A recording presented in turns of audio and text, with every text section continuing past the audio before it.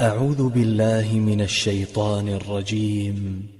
براءة من الله ورسوله إلى الذين عاهدتم من المشركين فسيحوا في الأرض 4 أشهر واعلموا أنكم غير معجز الله وأن الله مخزي الكافرين. وأذان من الله ورسوله إلى الناس يوم الحج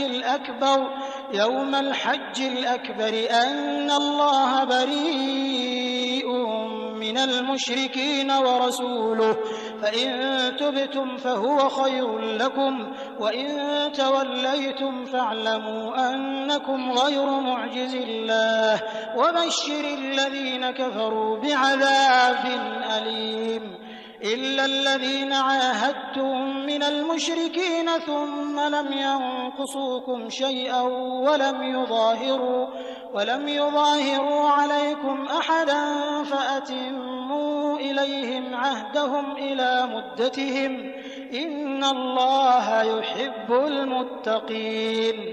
فإذا انسلخ الأشهر الحرم فاقتلوا المشركين حيث وجدتموهم وخذوهم واحصروهم واقعدوا لهم كل مرصد فإن تابوا وأقاموا الصلاة وآتوا الزكاة فخلوا سبيلهم إن الله غفور رحيم.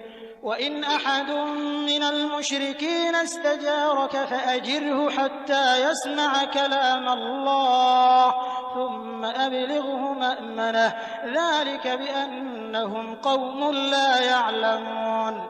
كيف يكون للمشركين